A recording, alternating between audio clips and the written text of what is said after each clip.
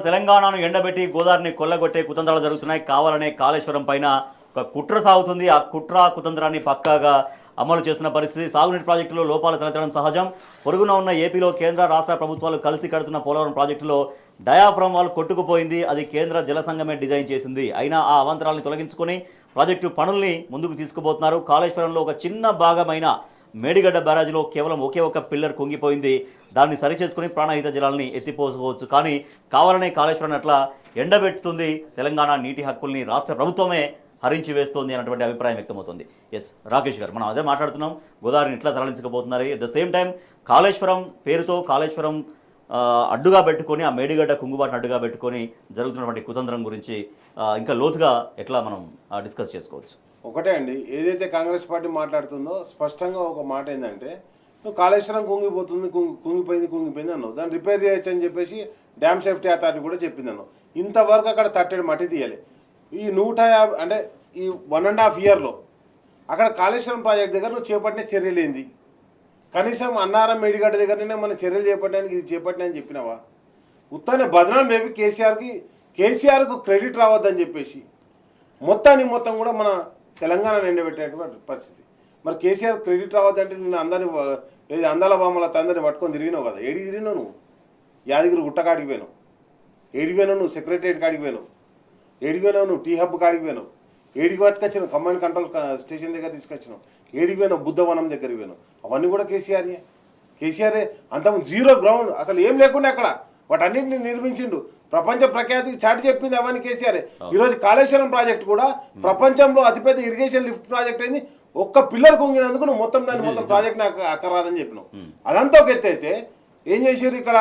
చంద్రబాబు నాయుడు పోయి కేంద్రానికి పోయి పోలవరం నుంచి వెళ్ళి నీళ్ళు ఎత్తేట కావేరీ బేసిక్ తరలిస్తారట. ఆ తరలించడానికి పైసలు కావాలని చెప్పేసి సెంట్రల్ని అడుగుతాడు. 80,000 కోట్లు కావాలని అడుగుతాడు. అడగగానే వెంటనే కేంద్రం కూడా ఏం చేస్తుంది? 3,000 కోట్లు దానికి యాక్సెప్టెన్స్ కూడా ఇస్తుంది మోదీ ప్రభుత్వం. నేనేమంటే అసలు గోదావరి ఎవరిది? మా గోదావరిని తీసుకుపోయి నువ్వు వాడుకుంటా అంటే దానికి తమిళనాడుకి ఎట్లా తరలిస్తావు నువ్వు? ఆల్రెడీ కృష్ణా బేసిన్ నుంచి వెళ్ళి తెలంగాణ అనే ప్రాజెక్టుతో తరలించి దాని నుంచి ఏం పోలవరం పొక్క పెట్టిరు, మన నీళ్ళని ఎత్తుకపోతారు. ఈరోజు అదే ఇప్పుడు నేనేమంటున్నా, నువ్వు మహబూబ్ నగర్ నల్లమల్లలో పుట్టినా, ఆడనే పెరిగినా, ఆడ కోతేలో పుట్టినా, నక్కలో తిరిగినా అని చెప్పి చెప్తావు కదా. మరి ఎందుకు నువ్వు ఈరోజు అక్కడ ఏదైతే ఉన్నదో పాలమూరు ఎత్తిపోతల పథకాన్ని ఎందుకు కంప్లీట్ చేస్తలేవు? నీ జిల్లా పాలమూరే కదా, మరి పాలమూరు కూడా ఎందుకు పట్టుకపోతలేవు? కొడంగల్ లిఫ్ట్ అని పెట్టినావు. ఎన్ని పైసలు వాళ్ళ బిల్లులు ఇస్తానో తప్పితే ఒక పని కూడా స్టార్ట్ కాలేదు. ఇప్పటి వరకు రాష్ట్ర ప్రభుత్వం ఒక్క తట్టెడు ఇసుక తీయలే, ఒక బస్తా సిమెంట్ కొనలే, ఒక ఇటుక పెట్టలే. ప్రతి ఒక్కటి చెప్పుకుంటూ పోడే. ఈరోజు నేనేమంటున్నా, మరి నువ్వు చెప్పుకుంటూ పోతాను ఆడ పైసలు తెచ్చుకుంటారు కేంద్రం నుంచి. మరి నువ్వేం చేస్తున్నావు? ఇప్పటికి 43 సార్లు 44 సార్లు తిరిగినావు ఢిల్లీకి. నీకు ఆ మాత్రం సోయలేదా? కాబట్టి నేనేమంటున్నా అంటే ఈరోజు మొత్తం కూడా గోదావరి జలాల మీద కన్నుపడ్డది. గోదావరి జలాలు ఎట్లా తరలించకపోవాలని చెప్పేసి, తమిళనాడుకి ఎట్లా తరలించాలని చెప్పేసి మోడీ ప్రభుత్వం కుట్ర చేస్తుంటే, ఈ ప్రాంతంలో గోదావరి పరివాహక ప్రాంతంలో ఉన్నటువంటి ఎంపీలు అందరూ ఏం చేస్తున్నారు? బీజేపీ ఎంపీలు ఏదన్నా అంటే ప్రతి ఒక్క దానికి గయ్యలు ఎత్తారు కదా. మరి ఈరోజు మనం నీళ్లు పోతాంటే ఎందుకు మాట్లాడతలేరు? ఇంకోటి నేనేమంటున్నా అంటే, గోదావరిలో ప్రతి ఒక్కరు అడుగుతారు, అక్కడనే ఎందుకు కట్టిరు? మేడిగడ్డ దగ్గరనే ఎందుకు కట్టిండు కాళేశ్వరం ప్రాజెక్ట్ అంటే కేసీఆర్ గారు? సంవత్సరం పొడుగుతూ అక్కడ నీళ్ళు ఉంటాయి.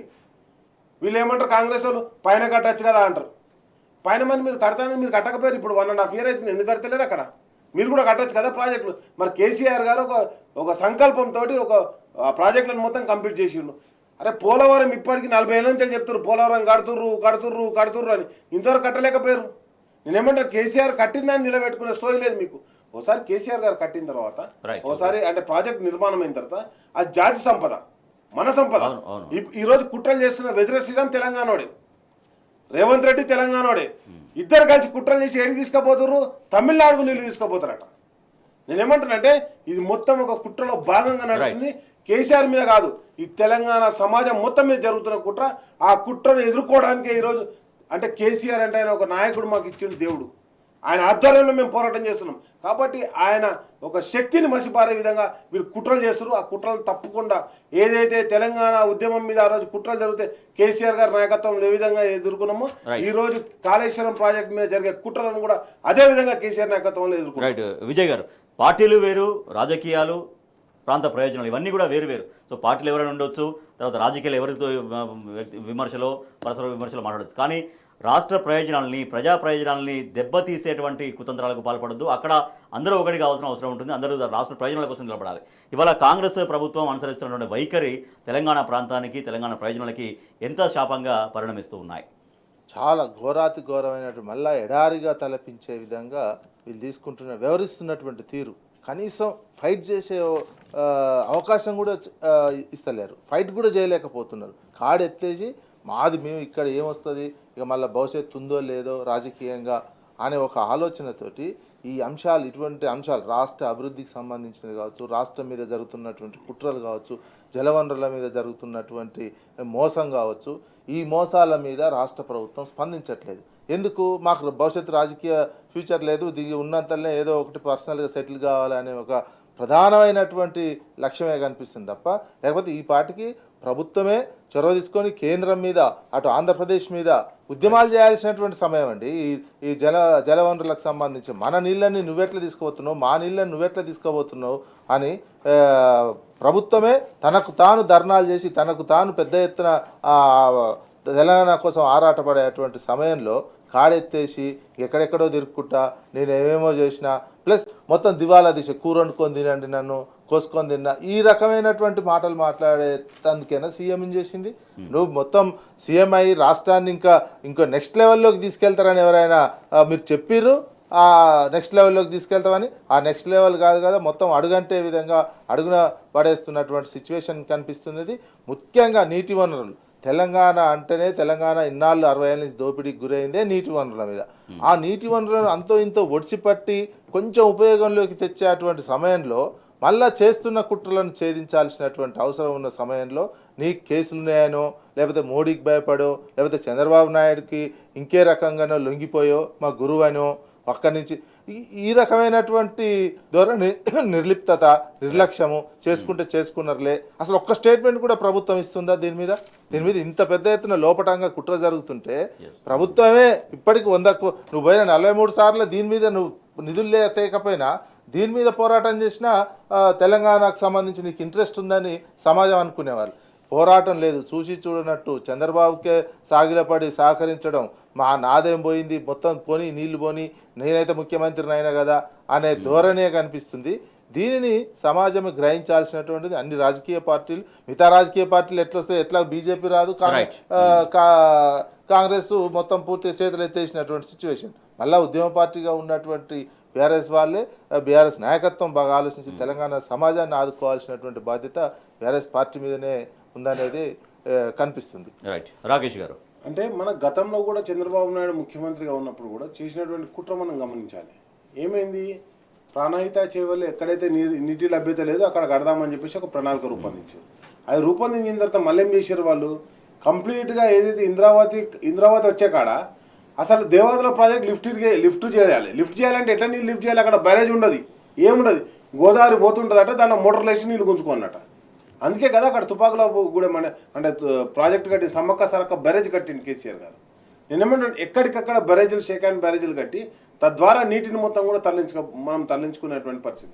ఒకటే సింపుల్గా అడుగుతాండి, అంటే జనరల్గా మనం మాట్లాడుకున్నట్టు ఒక మాట అనుకుంటే ఎస్ఆర్ఎస్పీలో నీళ్ళు ఎప్పుడు నిండుతాయంటే మహారాష్ట్రలో వానవాడి వరద అయితే వాళ్ళ ప్రాజెక్టులన్నీ నిండిపోతే అప్పుడు వాళ్ళకి అక్కర్లేకపోతే ఎస్ఆర్ఎస్పీకి నీళ్ళు వస్తాయి. నెంబర్ 1. మరి మనకు ఆదిలాబాద్లో పడ్డ వాన, నిజామాబాద్లో పడ్డ వాన, కరీంనగర్లో పడ్డ వాన, మెదక్లో పడ్డ వాన, ఈ వాన అంతా ఏడికి పోవాలి? ఒకవేళ అంటే గోదావరిలోకి వస్తాయి ఈ నీళ్ళన్నీ కూడా గోదావరి నదిలోకి వస్తాయి. ఆ గోదావరి నదిలోకి వచ్చినప్పుడు మంజీరా, మానేరు లేకపోతే ఇట్లాంటి నదులన్నిటితో ఏమైతే గోదావరిలోకి వస్తాయి. ఆ గోదావరికి వచ్చిన నీళ్ళు నువ్వు ఎప్పుడైతే ఇక్కడ మన మేడిగడ్డ దగ్గర నువ్వు కాళేశ్వరం ప్రాజెక్ట్ దగ్గర బ్యారేజ్ లేకపోతే ఆ నీళ్ళని కిందికి వెళ్ళిపోతాయి. ఆదిలాబాద్లో 100% ఆఫ్ రెయిన్ఫాల్ ఉంటుంది, ఆ నీళ్ళని కిందికి పోతాయి. ఛత్తీస్గఢ్లో పడే వాన వస్తుంది మనకు, అదేవిధంగా మహారాష్ట్రలో పడ్డ వాన వస్తుంది. ఆ వానంతా నీళ్ళంతా ఎడిగిపోతుంది. వరద ఆల్రెడీ ఎస్ఆర్ఎస్పీ కిందికి వస్తుంది. కిందికి వచ్చినప్పుడు ప్రాణహితతో వచ్చినప్పుడు ఆ ప్రాణహిత నీళ్ళని కూడా కిందికి పోతాయి. ప్రాణహిత, ఇంద్రావతి, తర్వాత శబరి ఒక్కటే ఈరోజు పోలవరానికి అక్కడ ఉన్నటువంటిది. కాబట్టి ఈ నీళ్ళని మనం తీసుకోవాలంటే తప్పకుండా కాళేశ్వరం ప్రాజెక్టు కంప్లీట్ కావాలి. ఆ కాళేశ్వరం ప్రాజెక్టు ఒక చిన్న రిపోర్ట్, ఇప్పుడు మొన్నటిదానికి ఏమన్నారు, national dam safety authority report రాలేదు కాబట్టి మేము ఏం చేస్తలేము. ఇప్పుడు national dam safety authority report కూడా వచ్చింది కదా, మళ్ళీ వారం 10 రోజులు అయితే వానాకాలం స్టార్ట్ అవుతుంది. ఇక నువ్వు ఈ కాలం కూడా ముట్టుకోమన్నట్టు దాన్ని, అంటే 2 కాలాలు ఎలాగొట్టినావు, ఇంకా నీకు మిగిలి ఉన్నాయండి 3 కాలాలు. ఈ 3 కాలాల్లో నువ్వు కంప్లీట్ చేస్తావు, దాన్ని కంప్లీట్ చేయవు. కనీసం పైన నీళ్ళు ఆపుతావా, ఆపు. కాబట్టి నేనేమంటా అంటే డైరెక్ట్గా కుట్ర ఎట్లా నడుస్తుందని గమనించండి మనం. ఎందుకంటే ఒక పిచ్చిగా ఆలోచించేటువంటి నాయకత్వం ఉన్నప్పుడు, తెలంగాణ గురించి కాకుండా స్వప్రయోజనాలు ఆలోచించే నాయకత్వం ఉన్నప్పుడు, లేకపోతే మా ఇంటికి ఏమొస్తుంది అని చెప్పేసి ఆలోచించే నాయకత్వం ఉన్నప్పుడు తెలంగాణ ఇట్లానే గోసపడుతుంది. కాబట్టి నేనేమంటున్నా అంటే ఆ గోస ఈరోజు డైరెక్ట్గా ఎదుర్కొంటున్నాం. ఉమ్మడి ఆంధ్రప్రదేశ్లో ఎదుర్కొన్నాం. ఈరోజు తెలంగాణ మీద సోయలేని నాయకత్వం ఈ రాష్ట్రాన్ని పరిపాలిస్తున్నప్పుడు ఈ రాష్ట్రంలో జరుగుతున్నటువంటి విధ్వంసం ఈ విధంగా ఉంటుంది. రైట్. విజయ్ గారు, ఒక రాష్ట్ర సంపదకు వారు చెప్పినట్టు కాదు, ఒక రాష్ట్ర సంపద, వ్యక్తిగత సంపద కాదు, వ్యక్తులకు సంబంధించిన ఆస్తి కాదు కాళేశ్వరం ప్రాజెక్ట్ అనేది.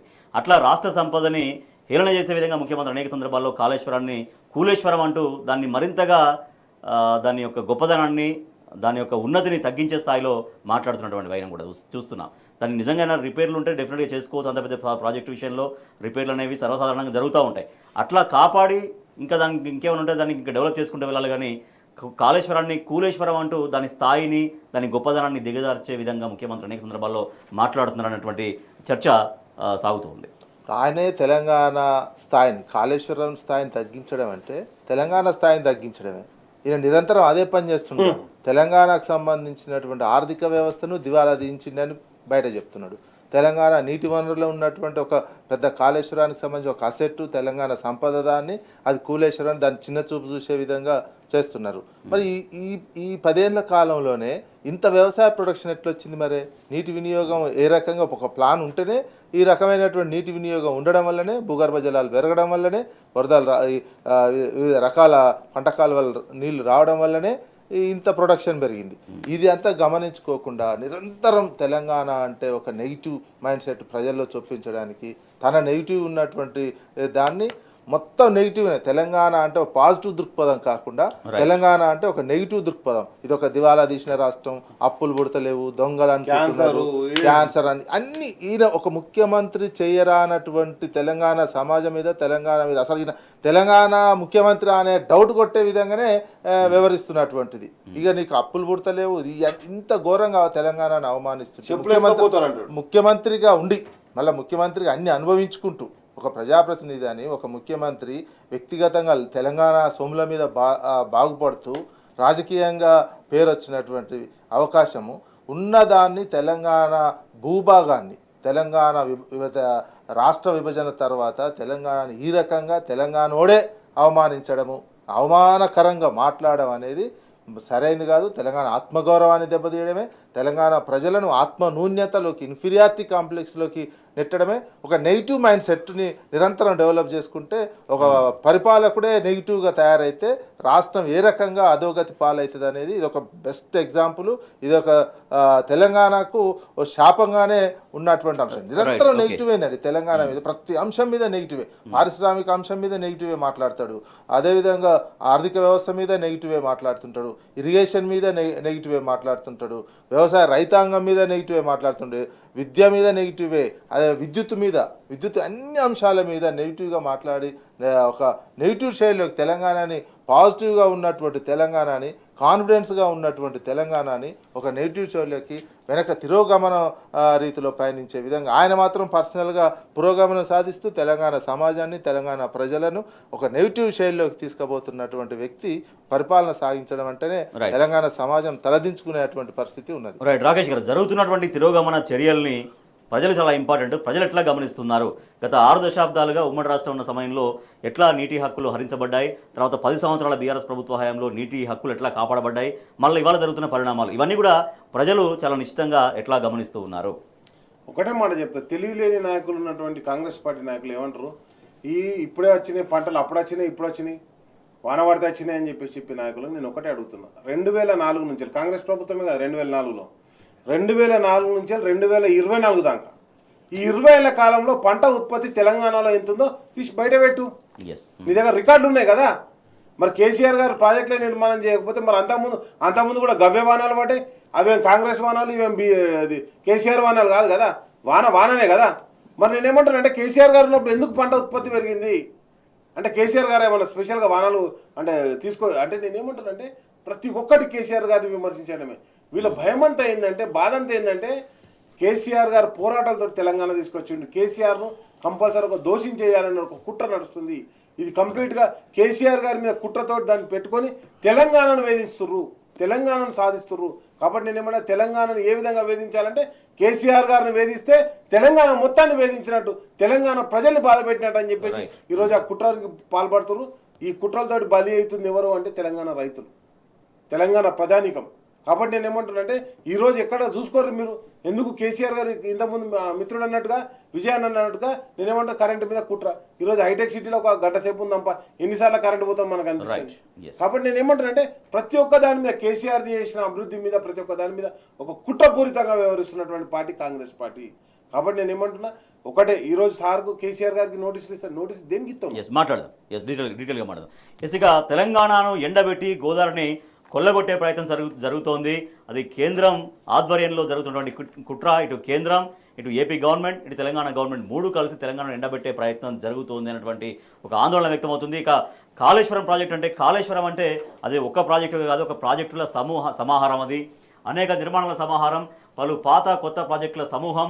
మేడిగడ్డ, సుందిళ్ళ, అన్నారం 3 పెద్ద బ్యారేజీలు ఉన్నాయి, 3 నదీగర్భ జలాశయాలు ఉన్నాయి, 16 భూ ఉపరితల రిజర్వాయర్లు ఉన్నాయి, 21 పంప్ హౌజులు ఉన్నాయి, 20 లిఫ్టులు, 203 కిలోమీటర్ల పొడవైనటువంటి సొరంగ మార్గాలు, 1531 కిలోమీటర్ల పొడవైన కాలువలు, ప్రపంచమే కని విని ఎరగని బాహుబలి మోటార్ల పంప్ హౌజులు, ఇన్ని కలిస్తే దాని పేరు కాళేశ్వరం. ఇది ఒక ప్రాజెక్టు కాదు, ఇది ఒక మిషన్ కాళేశ్వరం, ఇది ఒక ప్రాజెక్టుల సమాహారం. ఈ అంశాన్ని వాళ్ళ రాజకీయం చేస్తున్నటువంటి వాళ్ళు గుర్తించాలి, కాళేశ్వరాన్ని గౌరవించాలి, కాళేశ్వరం గొప్పదనాన్ని మరింతగా పెంపొందించే విధంగా చేయాల్సినటువంటి అవసరం ఉంది.